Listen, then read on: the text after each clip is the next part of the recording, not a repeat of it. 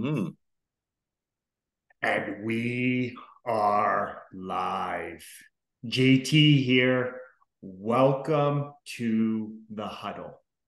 The huddle is where I sit down with successful people from the world of sport and coaching. It's to learn more about their journey to greatness.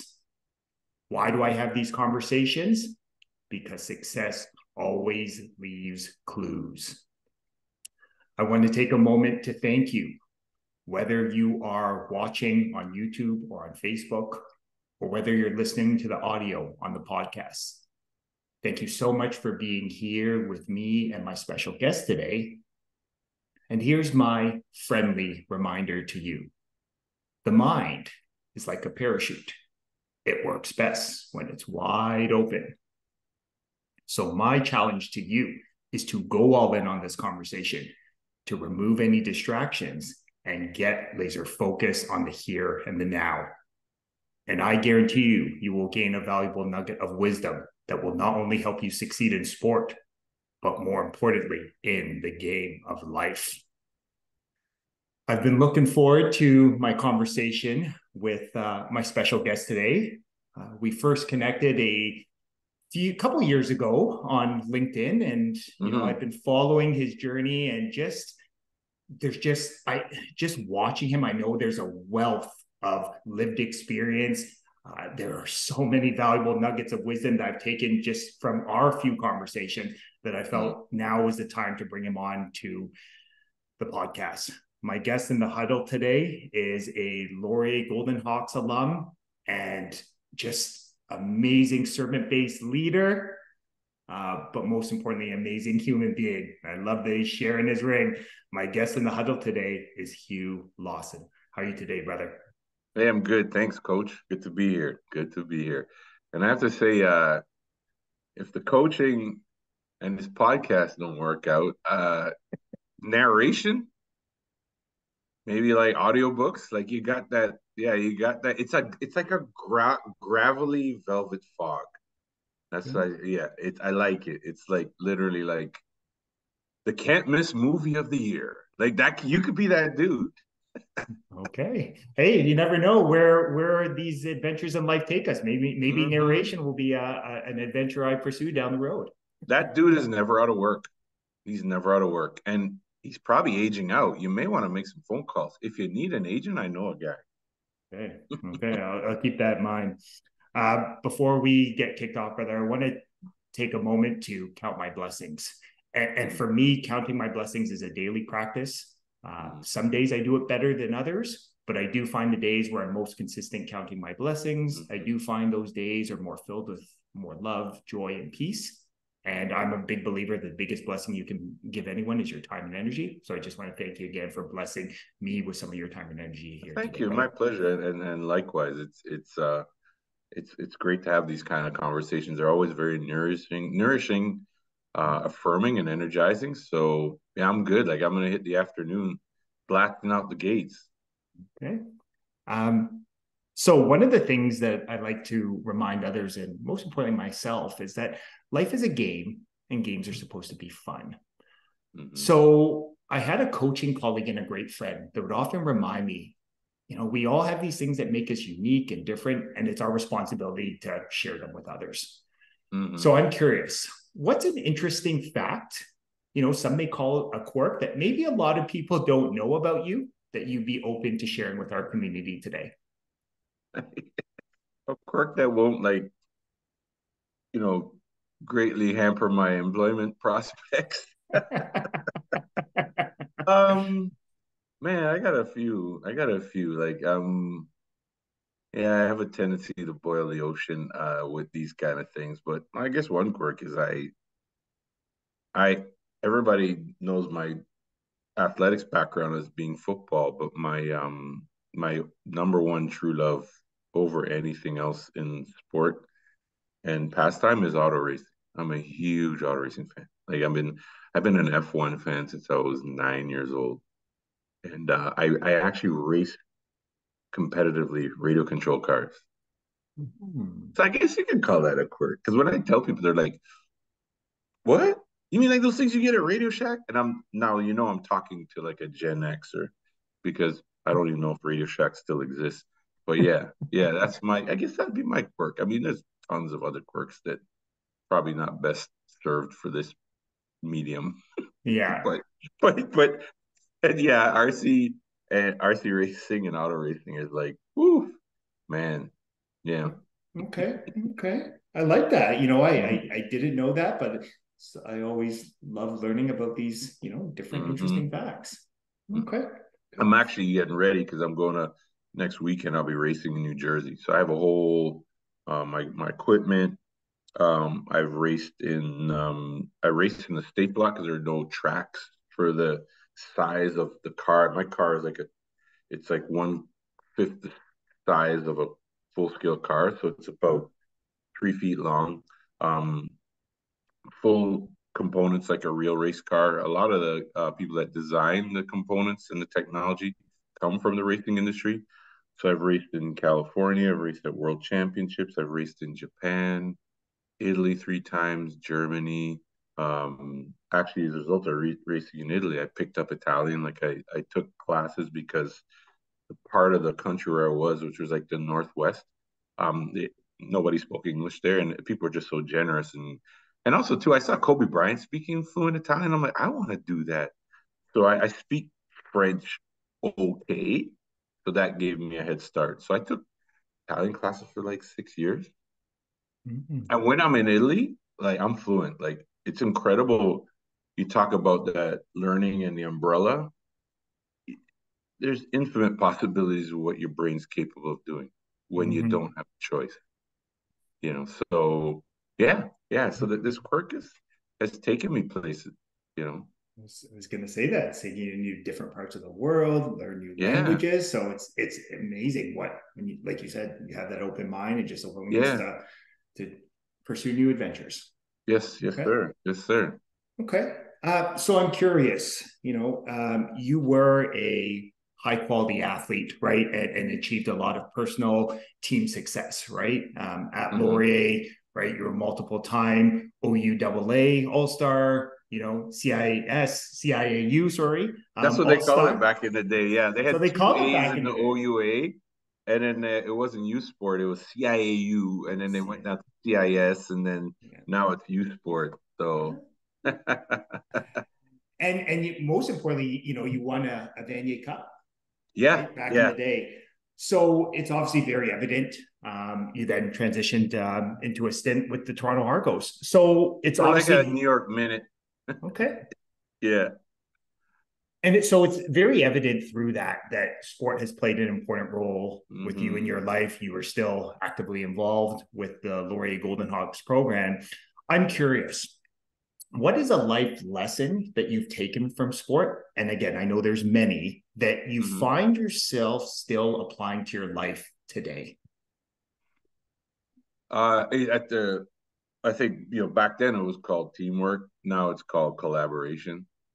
It's funny, like these organizations will have you fill out these surveys, and then they come back to you with a personality index profile.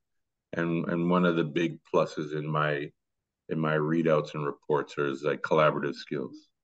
Like I'm a big time collaborator, and I think that comes from it comes from the sports. It comes from like my observations over the years that not all sports are the same. Like, if you're a 100-meter sprinter, it's a different kind of mentality.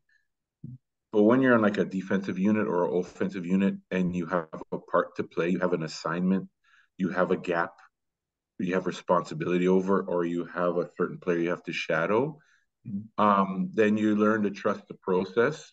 You learn to uh, be a cog in the wheel, and you don't always have to be the one that's taking the shot, but you're instrumental in the positive outcome of that particular play or game.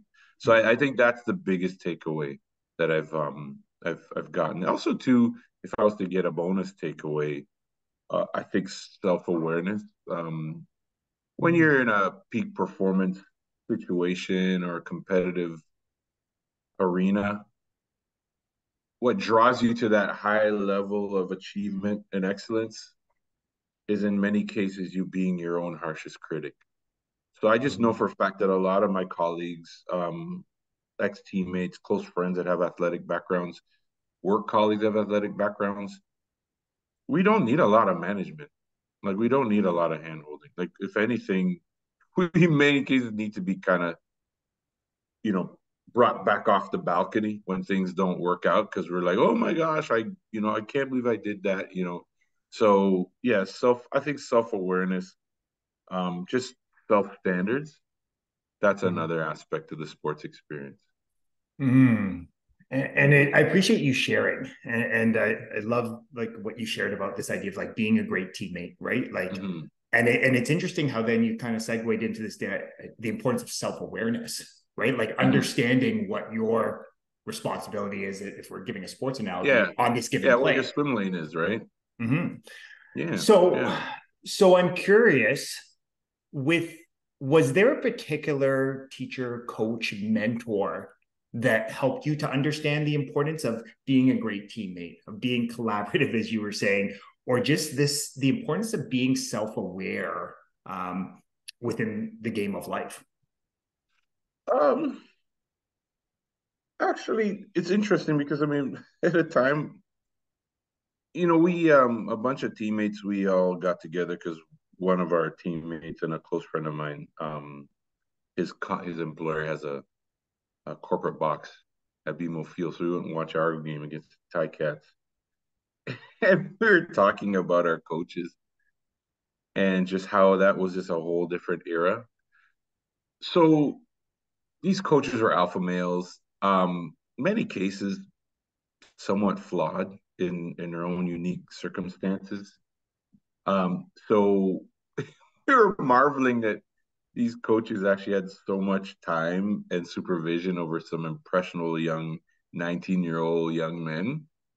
But I think the what we learned from a self-awareness standpoint may have been in just sort of like experiential learning. Like instead of like words of wisdom from the coach, it was seeing them and how they fit in with their role and responsibility as unit coaches within the staff of that program, but then also witnessing and watching people that had a lot of things going on in their life. Like I would say all the defensive unit coaches I had in my stay at Laurier had something heavy going on in their life at the time that they may not have admitted it, but you could put two and two together. But they still showed up. Like it never got in the way. Okay, maybe they might have yelled at you a little extra more than they should have, but they still showed up. And the thing is that when you meet with them 30 years later and they're all elderly, in the like twilight of their lives, you can see how much they genuinely loved and cared for you because they always take the time to recognize, I see what you're doing now. Like, I'm so proud of you, Hugh. Like, Jenny and I are retired now, but we live in Caledon. Bring up the family, come and hang out with us. Like, they're like, they truly cared for you when maybe at the time you didn't really think so based on how you're being treated or just seeing the stuff they're going through and how they're act. But yeah, yeah, I think the flaws to witness those people navigate through those flaws built some lifelong lessons. Like you got to dress up, you got to get up, dress up, and show up no matter what. And then just seeing how they navigated dutifully within their teams, within their staff, that made a big difference. There was nothing where let's go by the lake, son, and I'm going to teach you some life lessons. That never happened.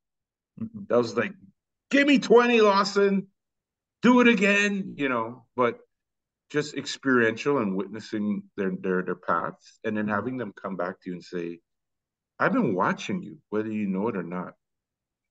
We had this one defensive unit coach, his name was Clark Eady, going through some heavy stuff at the time. You be stretching and uh, you know, doing your warm ups, right? You're down on the ground and you're like stretching your hamstrings or something, and you get your helmet on, and all of a sudden you could see him coming by. He was like 5'9", 320 pounds. He was a bowling ball of a man, and he walked by, and all you hear is And next thing you know, there's just like this chewing tobacco spit on your hand, and then he laugh and walk off. So he literally spit chaw on you. However, at the end of every season or spring training, he'd say, "I'm going to check in on each and every one of you this summer." And you'd look at him and you go, "Whatever." Like Vinny lives in Sault Ste. Marie. Stopper lives in Aurora. I live in Mississauga. Dave lives in Peterborough. Um, Jerry's in Waterloo. Reinhardt's in Collingwood. Like you're literally gonna have to take the summer off to see all of us. So we kind of laughed at him, and we know he just had this really beaten down Honda Gullwing bike and this kind of like Colonel Kurtz helmet that if you travel too much on the highway, you'll end up being deaf permanently. And sure enough, I remember one time in the summer, like around July, August, came home from the gym, and my dad, in his like, light Jamaican accent, he's like, "Son, you had a visitor today." And I'm like, "Who?" I think his name was Clark Eady. He came by to check in on you. And he had this really loud motorbike. And the whole neighborhood came out the house to see what this noise was all about. We came in and we sat down, we had a beer, and he was on his way. And yeah, he checked in on every single one of us that summer. Phenomenal, you know, phenomenal. True story.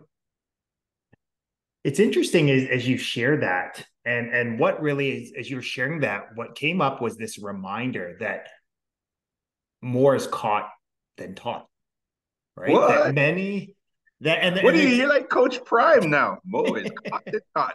Give me my theme music. and what that reminded me there is like many of those life lessons, like that ability to feel Coach Clark, like he genuinely wants to see you succeed in the game of life, that he Yeah. genuinely has your best interests at heart.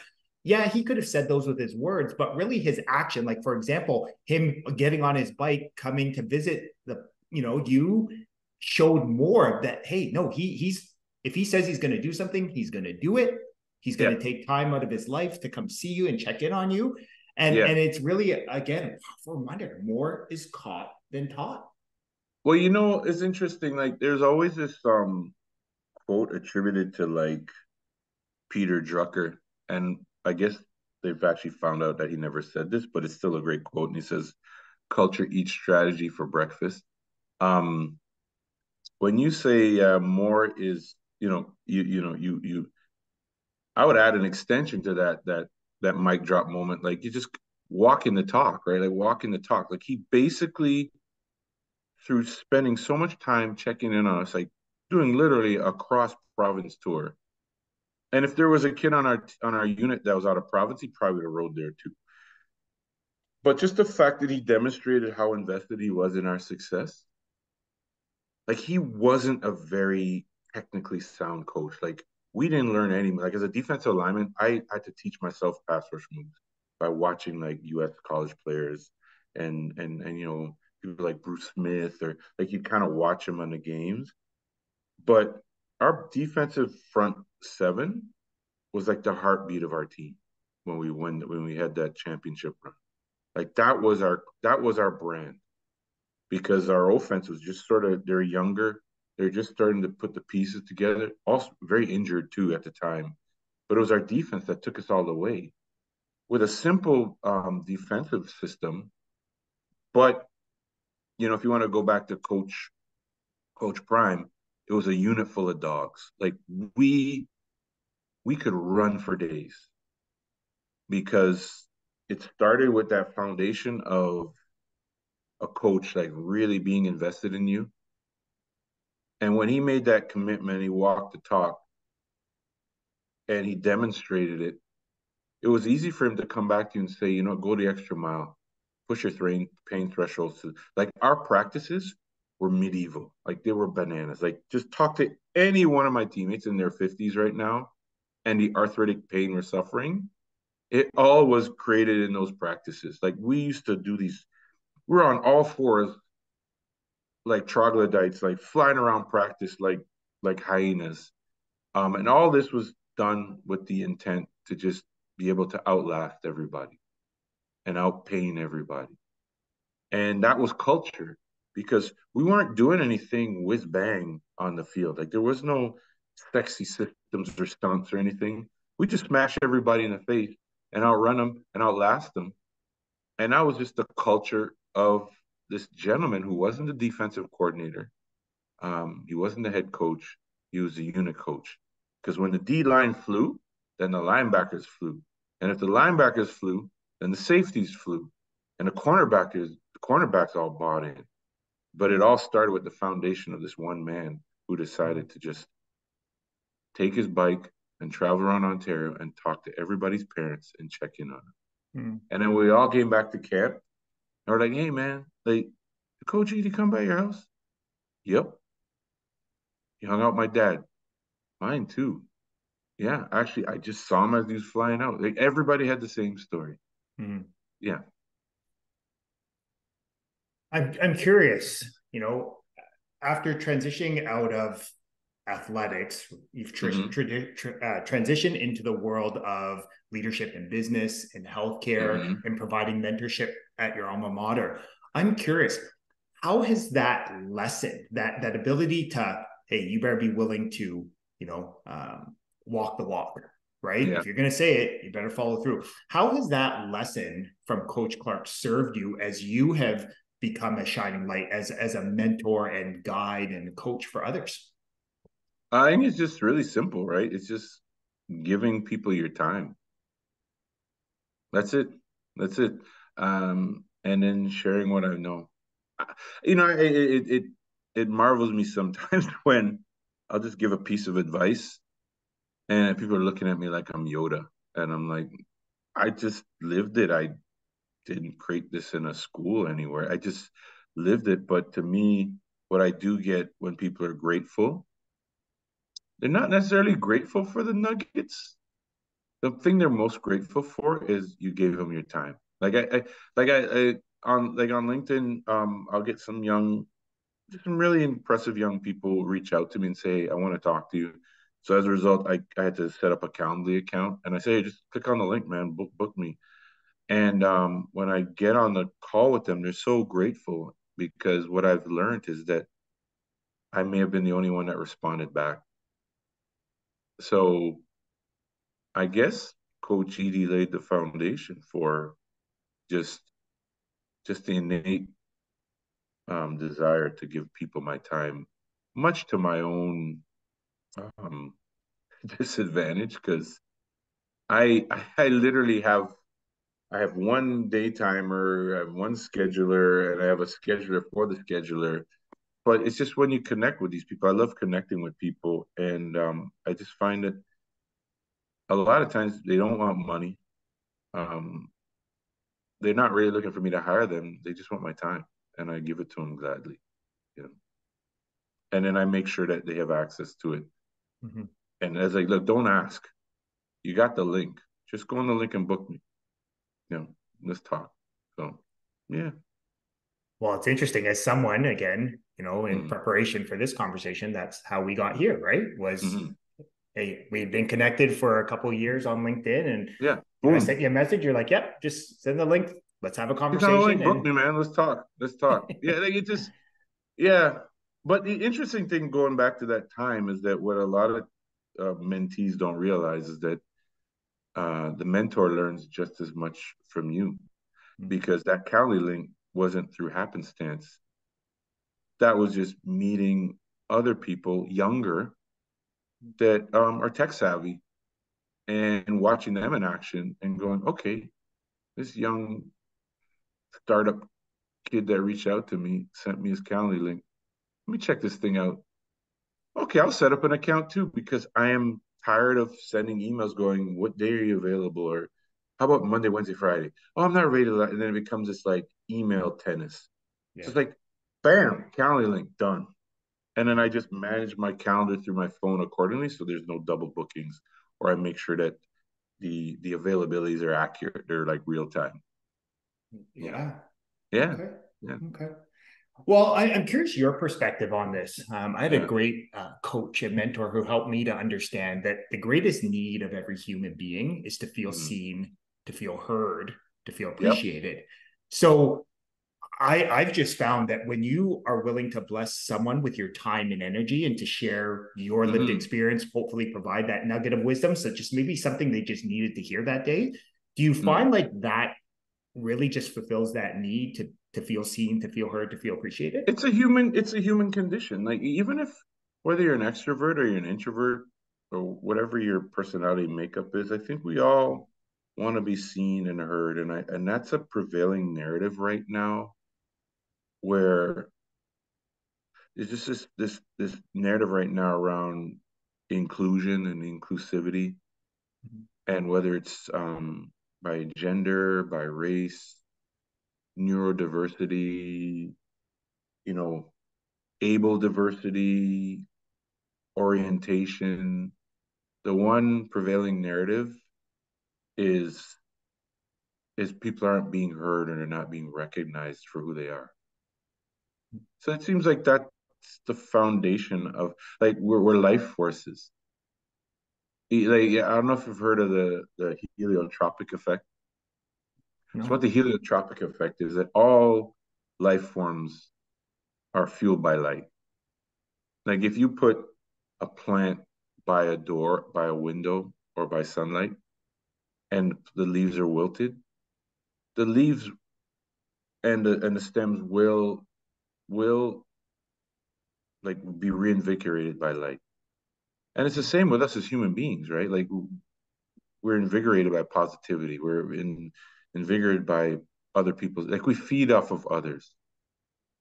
So if you're being ignored, or you're not being recognized, or you're not being included, then you're essentially having your life force taken away from you. Mm-hmm. And I mean, there's an African proverb, right? Like um, a child unloved will burn down a village to feel its warmth, Mm-hmm. right? And you look at everything that's happening in the world, where you have instances of conflict, warfare, crime. Usually, there's a high prevalence of a party involved who's wasn't heard or listened to, right?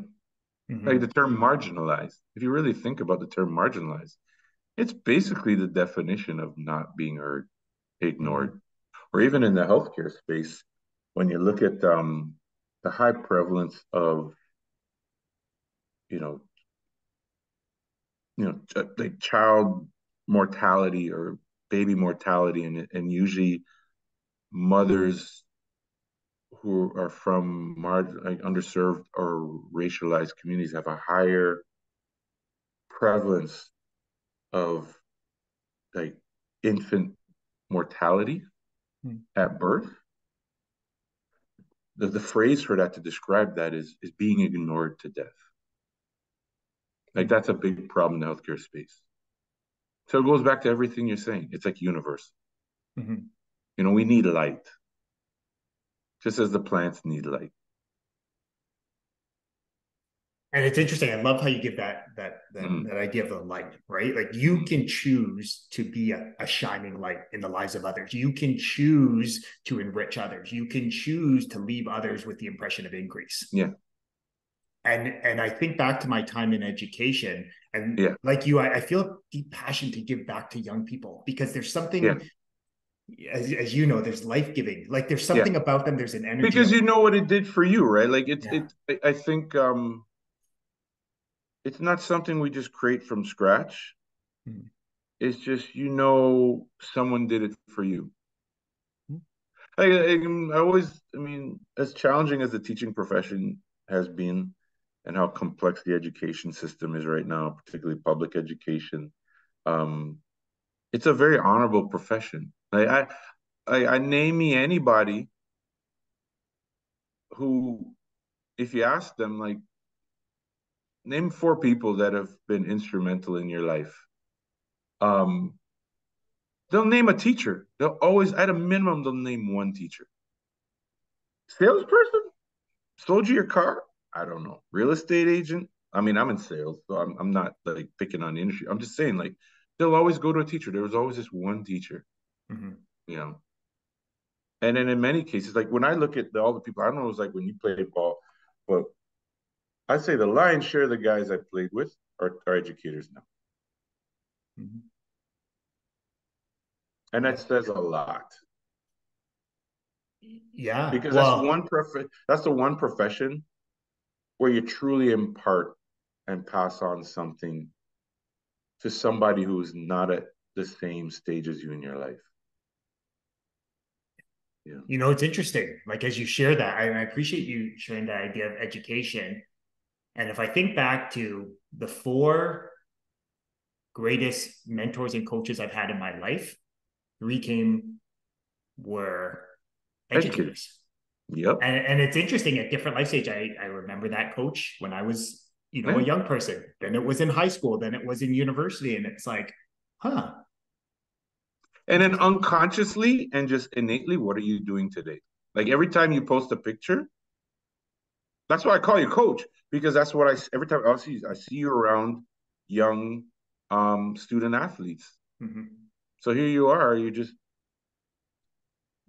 passing on the tradition, right? And then one of those kids is probably being, or a lot of them are being positively affected by you, and they're gonna go on and do the same thing. Mm-hmm. You know, Mm-hmm. like you're creating generational wealth um, by just being you. Mm-hmm.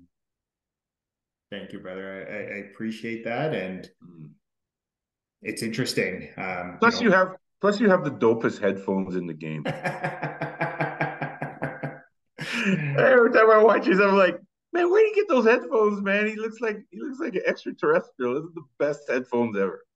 hey, hey, we come from background sales, right? Grab first responsibility, grab attention. Mm-hmm, mm-hmm, mm-hmm. um, I'm curious. You know, one of the things I loved is before we went live, I was sharing how I love how on LinkedIn you talk about this idea of being purpose driven, people Yeah. centric. So, Mm-hmm. what inspired you to get that sort of? I call it maybe a mantra. Maybe it's my sports background. Thinking I'm Yeah. sure that those four words probably frame and remind you what your vision of a great life is. I know. I put it up there because it sounded cool. Okay. Okay. I'm just- okay, so it's an over maybe like fancy way of just saying I just love being around people. I love people's energy, Mm-hmm. and I'm just in this chapter of my life where it's like I'm in a legacy building mode. Like there's just an urgency so that people that look like you and I, and there's way more people that look like you and I in the younger generations. I just don't want them going into a bottleneck in Mm-hmm. terms of opportunities. So that's my urgency. If I can share what I'm learning, because the interesting thing, coach, is that if you talk to a younger person that looks like you and I, um, and you're to ask them, how many people do you see that look like you and I doing what we're doing? They'll more likely say, actually, you're the first one. So in my mind, if I can give these people their time and realize that the people in the rooms that we're in, they all put their pants and skirts on the same way as we all do. Mm-hmm. We can give them a head start. I didn't really figure that out till like my 40s. Mm-hmm. But if this is a person in their 20s and give them a head start, then yeah, then that's my purpose, right? That's my purpose. Like I just don't, and I witnessed what my parents went through, as immigrants to Canada. And I've been involved in a lot of organizations around workforce development for new arrivals to Canada over the last 10 years. And as much as a country, we pat ourselves on the back of being so open with our borders and open to, you know, the mosaic of cultures and, in our major cities. You ask anybody, those people that have come here, they're suffering the same ills that our parents suffered when they came here. And like once again, going back to that proverb, an unloved child will burn down the village to feel its warmth.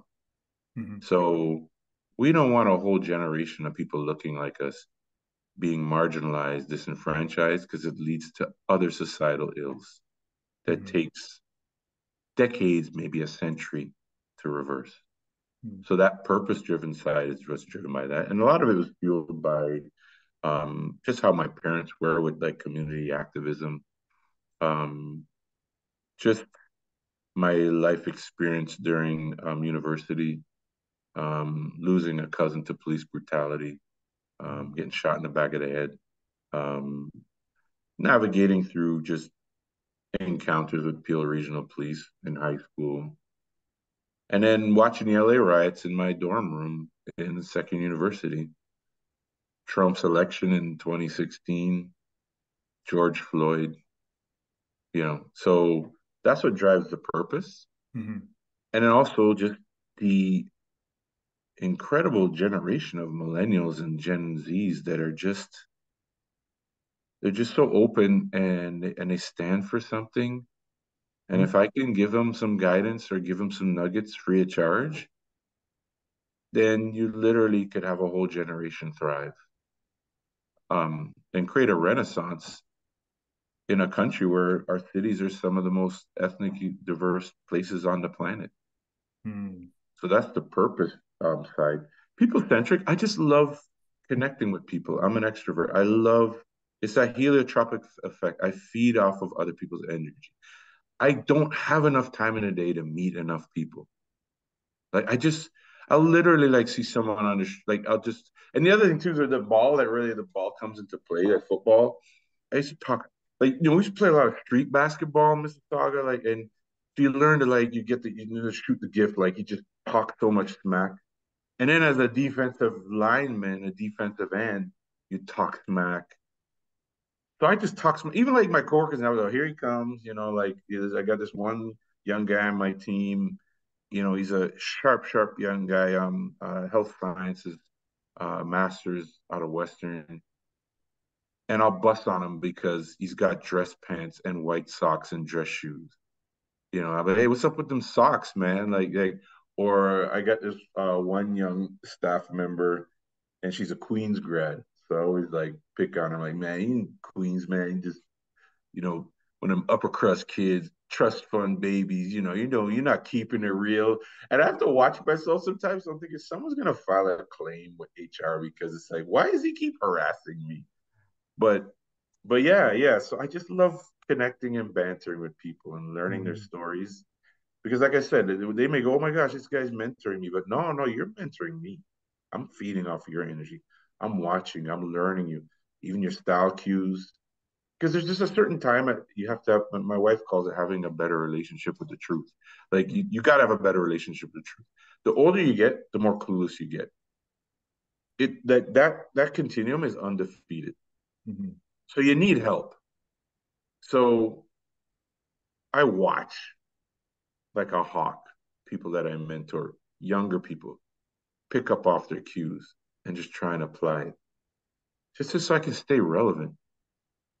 So Mhm. yeah, so the people centric part is just a natural desire to just feed off of people's energy and connect with Mhm. them and connect people. I love connecting people.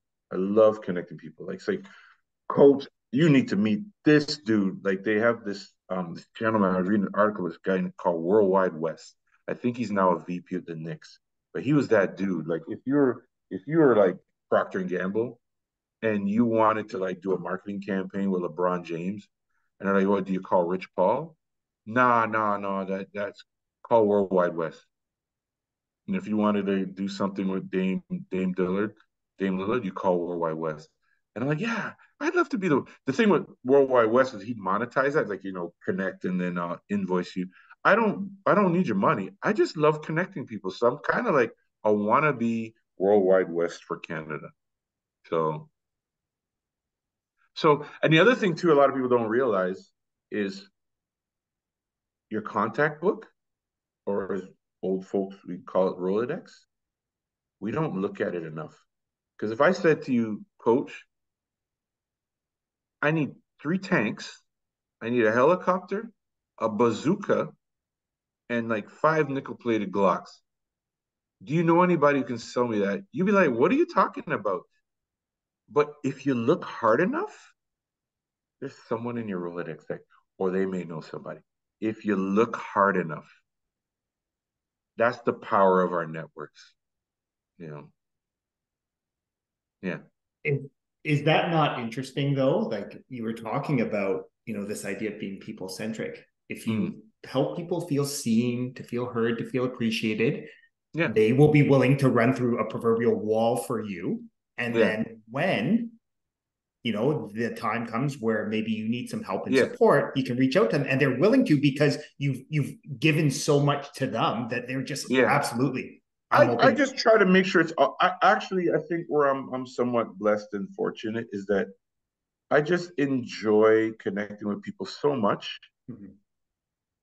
that the ability to pull a card later on in life is not my intent. Yeah.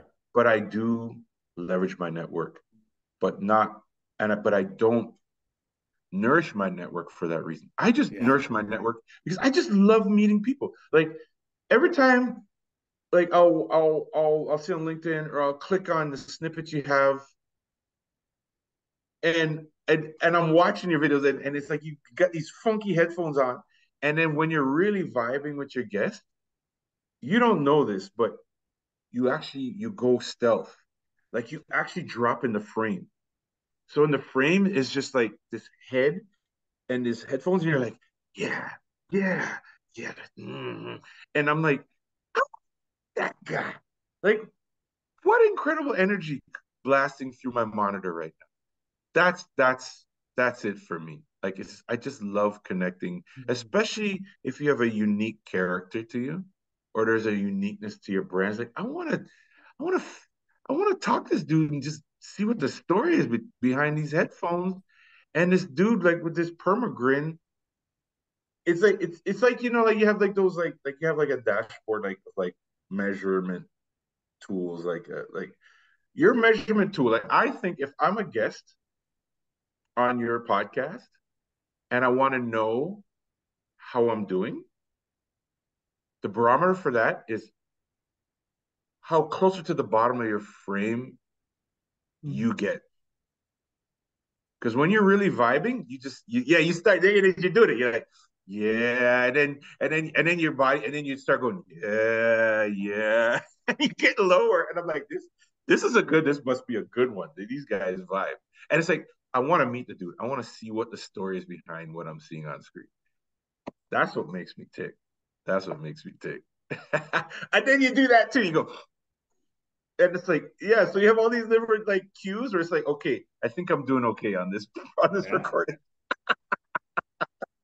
Well, it's interesting as you share that. Again, that speaks to your level of self awareness to be able to Yeah. observe a situation. So you were mentioning that Well, that's it's just one a thing. genuine interest. I just love connecting with people. Like, I want to know the story behind what's the story behind this dude's bag. Like what makes this dude tick? It's so this guy fascinates me, and I you don't I don't need to turn that on. It's just an auto switch. Yeah. Yeah, I just love connect. I love connecting with people. I just love it. It's almost like an intoxicant. Yeah. Yeah. Well, it's interesting, right? Like for me, getting, just using part of my journey, Mm. I actually didn't enjoy school very much growing up. And part of my inspiration to go into teaching was I didn't always feel seen. I didn't always feel heard. I didn't always feel Mm-hmm. appreciated, which it is what it is. Like It it is was what it is. Yeah. just part of the lived experience. But that became a driver. And for me, one of the biggest joys I have is I want to find out what drives people. I want to find out what makes them Yeah. tick. I want to see what puts that pregame fire in their belly. And Yeah. then Yeah. it's like, how do we Yeah. light Yeah. that fire and share that with the world? Yeah. That's how I feel. And you see it coming. And and once again, it's a defensive end of me, like, street basketball guy in me, where I'm like talking smack, go, yeah, you drop it in the screen and stuff and in the headphones. But it's genuine. It's like your energy is infectious. And it goes back to that heliotropic effect. That is real. Yeah. Yeah. So, It's brother, it's oh, go just, ahead. you can be, we're like supposed to be the most intelligent animals on the planet. but we have our natural animal instincts like everybody else. And we're also pack animals. So innately, we're drawn to groups. Mm-hmm. The pack animal mentality of our species brings about a lot of gifts and a lot of curses at the same time. Mm-hmm. But I think the core in us draws us to other human beings. Like the one thing that's interesting when I used to do this RC racing, like I go and just through social media, I try to build a rapport where I'm going because they may not speak the same language as me. There may not be people that look like me in their neighborhood, so I have to try to add a dimension to myself. But the fascinating thing with a lot of these places that are not very inclusive, like I'm the only person that looks like you or I at these races, unless like I'm in Japan or something like that, or California, which is quite diverse. But um, that pack animal mentality is fascinating. Like, say for example, I'll go to Italy. Been to Italy 3 times. I've stayed in people's homes. They refuse to let me stay in a hotel. And hospitable. Like the minute I try to pay for a meal, it's a problem. Mm-hmm. We have one common love, which is the RC racing. And I get welcome in. The minute I leave the pack, I see something posted on social media that's not very pretty, very racist. But while I was there, they were very inclusive. And I think that pack mentality sensibility um, makes us very hospitable naturally. Mm-hmm. Even though if they can find one commonality, all the other biases and limitations, like you look at, I mean, think about all the times you played ball, right? And the makeup and the diversity of origins of the team. Like you got farm boys, you got rednecks, you got kids in the city, you got tall dudes, short dudes, big dudes, skinny dudes. Mm-hmm. Um, yeah, it just, but they all have that one common goal as a pack, Mm-hmm. and they get along and they move and they sing from the same song sheet. And I think that drives, if you can harness that, you can pretty much connect with anyone. Mm-hmm. You know, it's fascinating. It's interesting, and what you Mm-hmm. share, like really a great reminder of this idea of what brings us together is when we humanize each other. And the Yeah, easiest way to humanize people is to put people at a table together or at an event, or just because yeah. so much of our world is digital now, and we sometimes don't see things, we don't see people. Mm-hmm. But when you're sort of prompted to be, side by side, shoulder to shoulder with someone, it Yeah. humanizes them, and you start to realize we actually, have the same desire, Have a right? We lot in all, common. Yeah, we right. have a lot in common, and you'll have people falling on. I'll give you an example. My Mm-hmm. second university, my uncle Joe passed really quickly, stomach cancer. It just like ran through him, and I didn't have a car.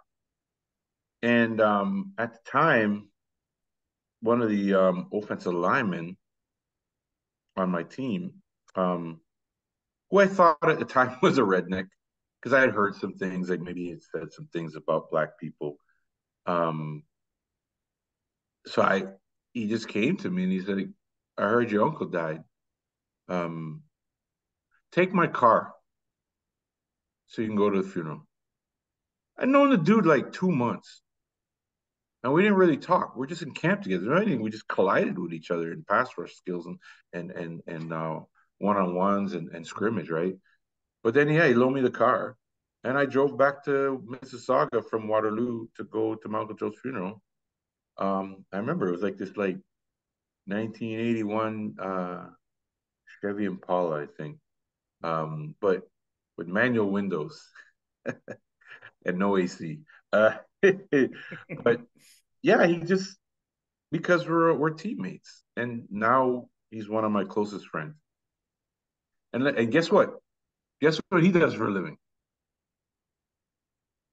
Yes, I'll give you a Tim's card if you would. It's the easiest answer. We've been talking about it before. Educator. Exactly. Exactly. Boom. Exactly. Boom. Yeah, he's an Boom. educator. Yeah, an educator now. A VP. Yeah. So I'm curious, but I want to be respectful of your time and energy. And I All feel like good. I I mean, could we could probably, probably just go all uh, afternoon with this. I know I feel, well, Yeah. hey, you know what? I feel like it just, there's a second, a There third needs to be a part part episode two. there, part two, and then we'll go from there.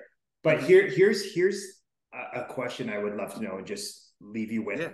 is if you had a young person that came to you, and just wanted 30 seconds of your time and just said, Yeah. you know what, Hugh, what is one piece of advice you would give me? I'm looking to really, live a purpose driven, people centric life. What words of wisdom would you offer them? You have two eyes, two ears, and one mouth. Use them proportionately. Everything else will fall into place. Simple as that. That if Love you do that. that, your relationships, everything. Yeah. If you got five different sensory devices in your skull, and four of them are focused on observation, listening, learning. So 80% of your time you're learning. That's the other thing that's in my band, a lifelong learner. Like I just try to learn like, man, I got like a stack of books on this table I'm trying to work through. And then you talk 20% of the time, you're good. That's still a challenge for me.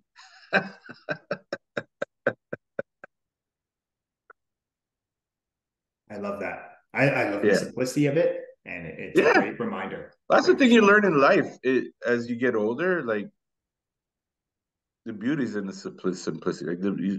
When you look at people that are, I think there's different definitions of what success means. It doesn't always have to be monetary. They all have very simple approaches to life. Like I have this sales coach that works with me, and he's actually an ex-football player too, American dude, now in Jacksonville. And yeah, he's a bulldog, man. Like he really puts me to my paces. But he always talks about the fundamentals. Like he scaled all these healthcare companies and exited them with great personal success, career success, financial success. But when you look at his formula, it's just simple math. It's simple math. That's complemented and supported with technology, training, development, cadence, scripting. But the fundamentals is just simple math. And it's brought him success to the tune of hundreds of millions of dollars. But it's just all about the fundamentals. Mm-hmm. Yeah, Okay. yeah. Um, Two eyes, two ears, one mouth. okay. Actually, the proportion of how you talk, I take it back. It's actually two eyes, two nostrils, two ears, one mouth. So 6 out of the 7 times you need to be taking stuff in rather than spitting stuff out. Hmm. Yeah, I'm gonna work on that. I'm gonna use me that. I'm too. gonna. However, I don't know what's happened during COVID. I can't smell anything anymore, so I'm just down to two ears and two eyes. And occasionally there's a strong fart that I can catch once in a while, but other than that, everything else is okay. Hugh, Nice way to end the on, it's on your such playful a side. positive It's note. You can't smell his fart. yeah, it's your playful side. Hugh, I want to take a moment to acknowledge you. I want to Thank acknowledge you. you for the great man, the great leader, the great coach, mentor, but more importantly, the amazing human being you are. Oh, thank you. You give me an out of body experience right now. I'm just a squirrel trying to get a nut, dude. Just a Yeah. squirrel trying to get a nut. That's it. Well, what you really reminded me today, and Mm. is this idea of to truly be the effective leader, Mm. you need to position yourself as the guide and help people become the heroes of their life. And Yeah. it's interesting that that's the energy I truly get from you, and just Oh, hearing okay. Thank you you. is that's what I really received. So I just want to thank you for Well, providing me thank with that you. reminder. Thank you. And thank you for the opportunity to be on this broadcast. I'm a big fan, and like I said, I've always been drawn. I I study them. I do in our previous conversations. I'm like breaking down the framing. I'm like the podcast goes well when he starts to drop in the framing. Like it's going. Actually, I'm doing okay because you're at the bottom thirds now. So Okay.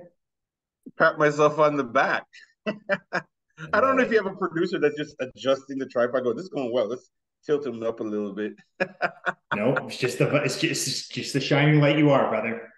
Thanks, my man. I appreciate it, coach. It's been an absolute pleasure. Absolute pleasure. So, folks, Hugh drops so many valuable nuggets of wisdom that will not only help you succeed in sport, but more importantly, in the game of life. As I like to remind you every week in the huddle, knowledge is potential power. It's the consistent and focused application of great knowledge that actually creates greater results. So, my challenge to you is to take one of these valuable nuggets of wisdom and go apply it to your life today. And as I like to remind you every week in the huddle, you are deserving of greatness. You are worthy of greatness. You are greatness. And my only ask from these conversations, if it resonated with you, if it touched your heart, then please share it with a friend, a loved one, a teammate, just someone you think that would benefit from listening to these positive, inspiring, and empowering ideas. The more people we have listening, understanding, and applying these simple principles to their life, the more blessed this world will be. As always, love having these conversations with you in the huddle. Have a blessed rest of your day.